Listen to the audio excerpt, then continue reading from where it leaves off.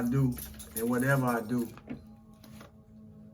and my ability to learn from everybody, I take it and make it work for me. And that's a good quality to have. And whatever I do and all I do what works for me. But I learn from everybody.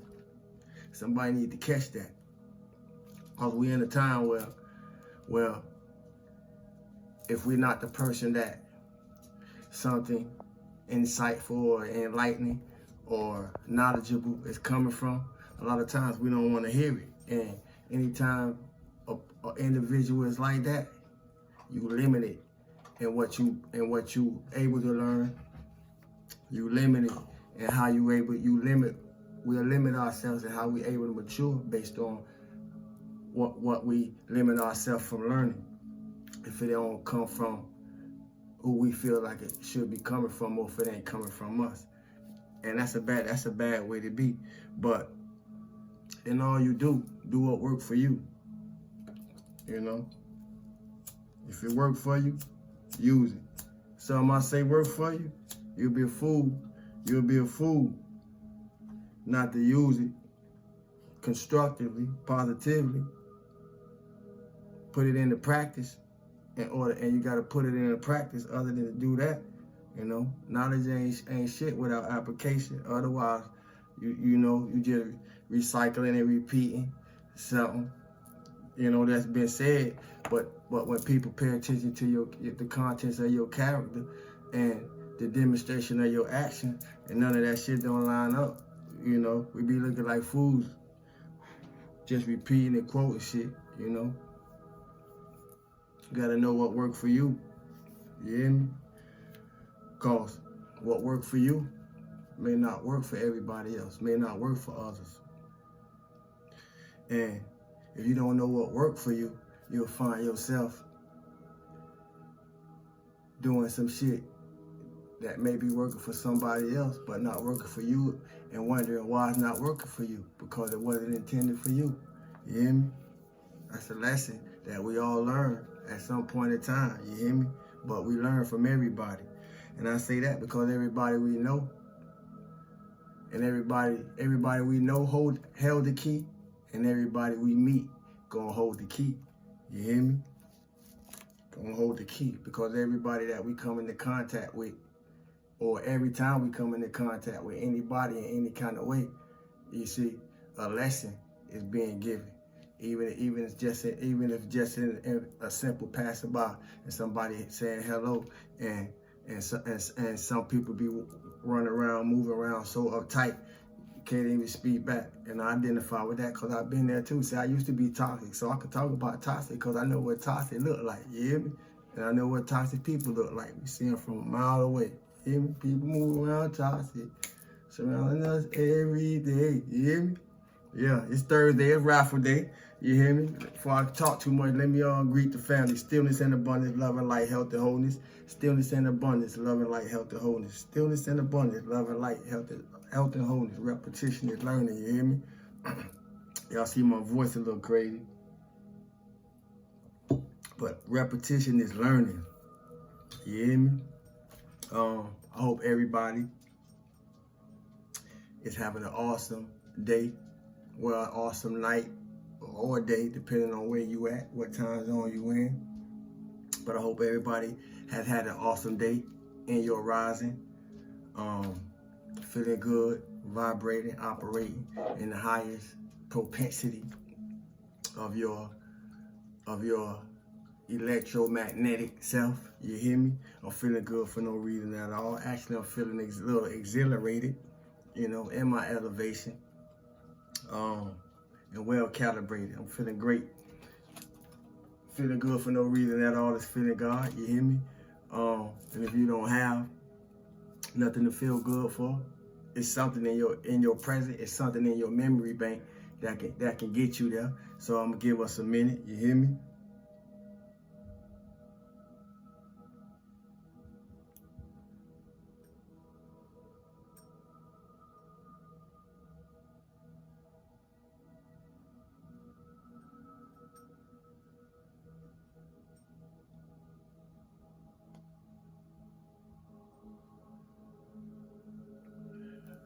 Yeah, you hear me? We got a reading for the day, but I just wanted to say a few things before we get off into it. You got to connect yourself to protect yourself. I don't know who needed to hear that, but we definitely need to stay connected, stay protected. You hear me? Can't let your hair down one bit. You can't let your guard down one bit. But that don't mean move around all uptight and got everybody under your microscope with suspicion and none of that neither. It just means moving in balance. You hear me? Moving in harmony. Having your left and your right in balance. Isis and Osiris in balance. Mother and father in balance. Whatever however it resonates. You hear me? But it definitely won't resonate with everybody. But we got a reading for the day. I just wanted to talk a little bit before we get off into it. Life is in the seed. Let me just share something right quick. Life is in the seed. And I was eating an orange this morning. A real orange, that is. You hear me? Life is in the seed. If it ain't got no seed, I don't want it. You hear me? But I was eating an orange this morning. And as I was contemplating and appreciating nature through the orange, just in my thoughts, and through the juiciness, to the juiciness of the orange, you hear me? It would taste like I was eating all the elements through this orange. I was just in that place, but it was occurring within me. A lot of things that was occurring within me, and I found myself reflecting on the term genetically modified. And I was going through different levels of that term, genetically modified. Actually, I was going through windows of time back to my childhood. I'm a 70s baby, you hear me? Until now, with this term genetically modified. And the more I played with it, the more it occurred to me that genetically modified go way deeper than the food that's being made in this present time. Because when I was growing up, genetically modified wasn't the thing unless it was just, cereals and stuff like that. You know what I'm saying? Unless somehow they was pulling a curve over our head way back then, the way they is now flagrantly in the open, and we just ain't know it. But most of those that come from the 70s, 80s, 60s babies, we were eating off fruits and vegetables. That was common. Potatoes and beans and cabbage and so forth and so on. All that good stuff was being cooked up in the households. It wasn't no microwave babies being made at that time, because there wasn't no microwaves, you hear me? But I was just playing with that genetically modified thing, man, and it go deeper than foods. And then once the 90s came in, they really just got off the chain, because a whole nother generation came in you can split some of these people open, and all they just is full of ramen noodles, you hear me? Things like that, I just was thinking about. But it's totally, I'm saying that to say it's totally different kind of spirit beings through human beings on this planet right now. I don't know. We really need to be examining that. It's totally different. I say it like that. I'm trying to be compassionate in what I'm saying, because I can say things a whole nother kind of way, you hear me? But, I'm learning to be better every day too. But it's totally different kind of spirit beings, inhuman beings. If you don't listen, you're going to miss it. Being born on the earth. Good, bad, and indifferent, you hear me? It ain't all good, it ain't all bad, you hear me? But I say that to just say honor to the elders and the ancestors, man. Ain't nothing like the old school. Those that know what I'm talking about, y'all know what I'm talking about. You hear me? But it ain't nothing like the old school. But on another tip, when it comes to genetically modified, it gets into the behaviors. This is what they're really looking at, the behaviors, the different consciousnesses that's passed on through who we passed through by being born to be here. You hear me? Attitudes. You know, because we take on the attitudes that we see as we being raised up, growing up. So we take on the attitudes that we see in other people acting out. We take on the actions that we see other people acting out. We take on the behaviors that we see other people acting out. And each and every one of us don't been through this evolutionary stage of our process. You hear me? Walk with me. But and 95% of us come from narcissistic households. 95% of us, I can safely say, come from pseudo-mutuality type of households. 95% of us come from some type of abusive type of household. You hear me? Because I feel safe to say they ain't know then what we have the opportunity to know now. We get the ability to learn off others' mistakes, and then those that's coming up after us, you know, depending on where you at, gonna learn from our mistakes, you know. You hear me? And hopefully they don't have to, you know, if we in our alignment and our purpose, and we illustrating, demonstrating and expressing, you know, the highest faculty of our truth based off the experiences that we don't already have. So we can be a flashlight to somebody else. You hear me? But I can't tell you nothing if you know everything. You hear me?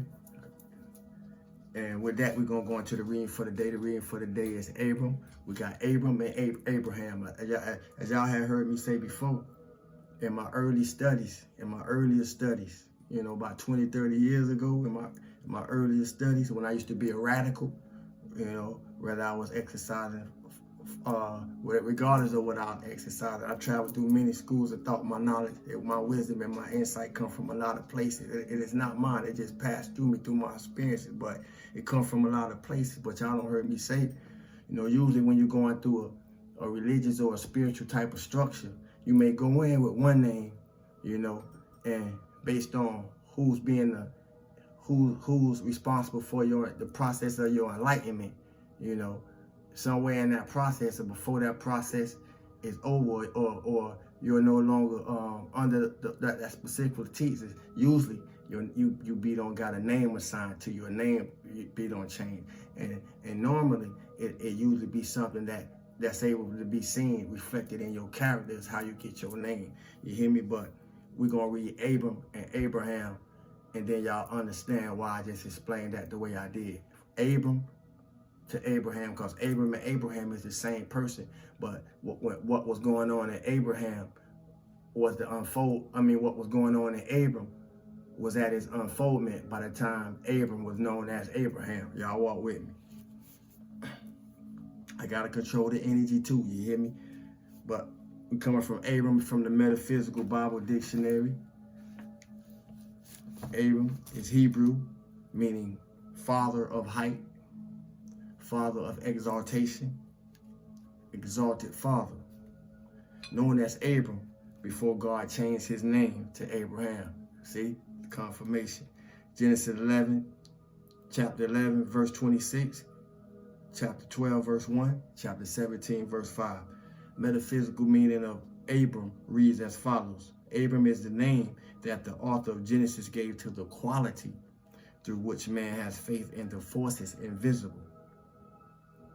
When this faith is concentrated upon the one God, a God consciousness is established, and man intuitively knows that he is in communication with the ever-living source of all existence. Now, whatever God it may be to you, you hear me? I ain't here to propagate one God over another. However you tap in with the source is how you tap in with the source. You hear me? Don't let nobody pull your plug from that.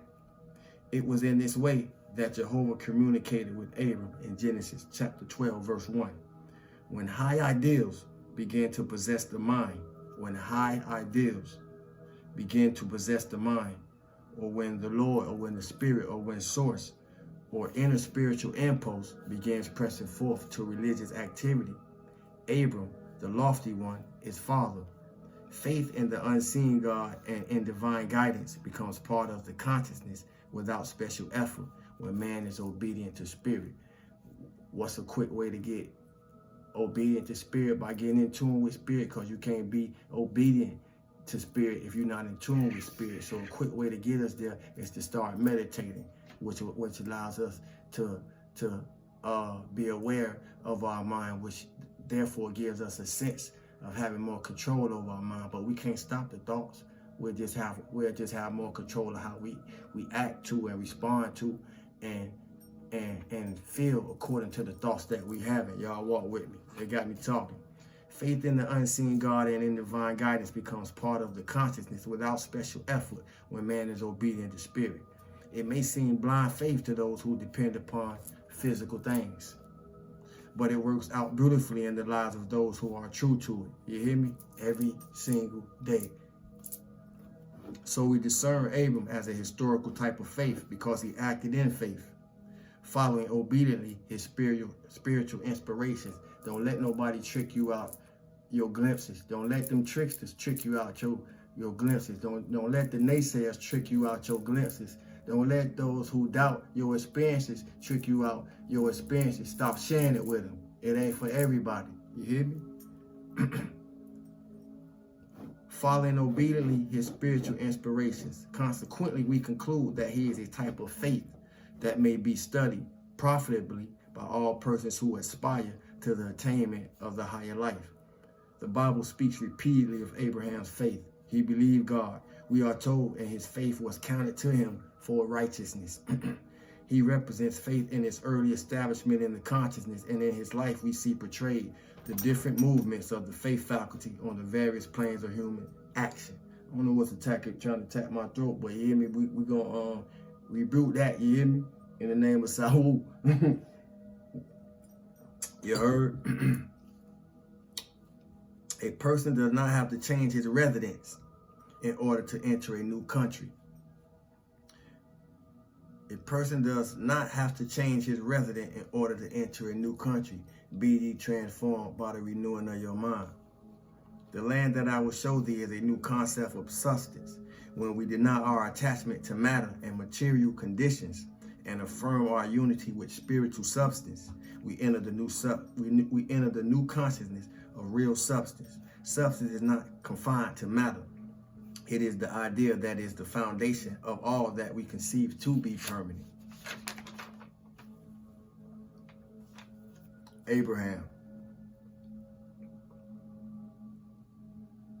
son of Terah, son of Terah, of of the Chaldees, and the father of the Hebrew nation, according to biblical history. Genesis chapter 11, 27 through 31, chapter 7, 17 through 5, verse 5. Metaphysical meaning reads as follows. Abraham is the power of the mind to reproduce its ideas in limited expression. This ability of the mind to make substance out of ideas is called faith. This is a demonstration of what I just read. Cosmic consciousness was an idea that I believed in, and the more I believed in it, the more things came to me to feed it. The more I fed it, the more it produced. To now, cosmic consciousness is a household name. You hear me? The power of the mind to reproduce its ideas in unlimited expression, meaning creative ability. This ability of the mind to make substance out of ideas is called faith. When told by Jehovah, Yah, Allah, whatever, that he was henceforth to be Abraham, Abram was told also that he was to be the father of a multitude. I'm a father to many, but a brother to few. How about you? We all are fatherly and motherly to somebody, even if we don't have children, you know. But what type of characteristics, attributes of character is that being displayed with? You know, love or hate, light or dark. This means that one is to express faith, by bringing the faith of God into the multitude of manifest thoughts and acts. The first step in spiritual development is by awakening of faith, represented by Abraham. We must have faith in the reality of the power of the realms invisible.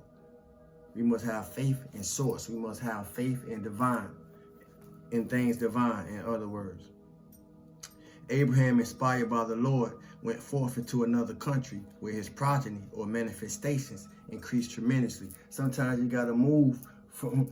Sometimes you gotta move away from and from around. You know, things that keeping you stagnant. You know, keeping you from growing, keeping you from elevating. Through faithful obedience to the inner urge of spirit, we gradually develop communication with the supermind. Through faithful obedience to the inner urge of spirit, we gradually develop communication with the supermind. Then in various ways, we receive the assurance that we are guided by spirit. The early growth of faith is not very deeply rooted. Abraham lived in a tent, which illustrates that faith has not yet become an embodied quality of the consciousness. Abraham, we live in a tent. So it's hard to exercise faith. And being that faith deals with the unseen, when we're so used to things that consist of the tent that we came here and we appear here in. Y'all walk with me. Abraham lived in the tent, which illustrates that faith has not yet become an embodied quality of the consciousness. Through certain experiences and movements of the mind, faith takes a firmer hold. It establishes the firmament mentioned in the first chapter of Genesis.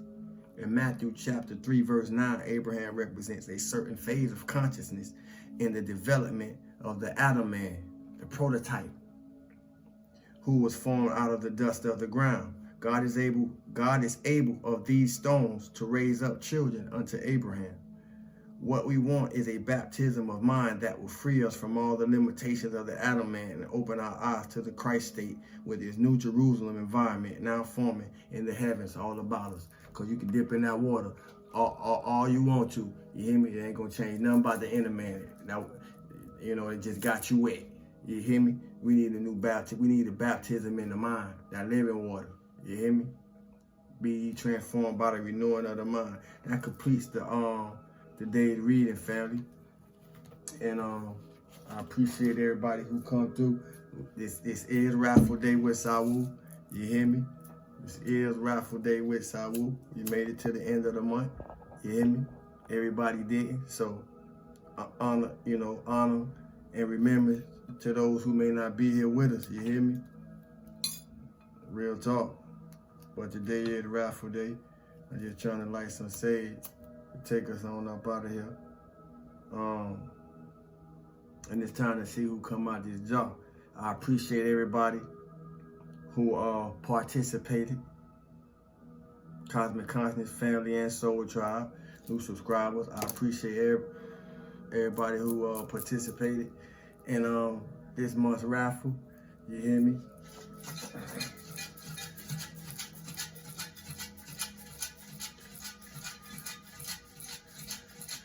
It's an honor for me to be here, you know, every day. Even if I'm not here, I'm killing a lot to be the truth. Shift around, see what come up out of here. Who we got here? Wow. Alex Ovari. Alex Ovari CF8. I think that's a 5-1 or whatever. But you know who you is when you see the video, because I see you one of the people who be consistent. I'm always seeing your name. I'm always seeing your peace, Saiwoos. So I pay attention to things like that. If y'all heard me say it before, I pay attention to everything. It be like a fine-tooth comb when it comes to this. So I be knowing who participating and I know who ain't. I know who subscribe and I know who ain't, because I go through all of that. I go through backlogs and to find out, you hear me? But Alex Ovari is the winner of this month's raffle. You hear me? You got the Cosmic Consciousness mug. So congratulations to Alex Ovari. And that's pretty much it, man. I gotta calm this energy. I gotta feed this energy. You hear me? But other than that, thanks for the time, energy, effort, the love, the support, the donations, the love offerings, the salutations. Thank you for being you. Thank you for rocking with me and allowing me to be me. You hear me? Because if not me, who? I love y'all, family. My name is Saiwoo. One.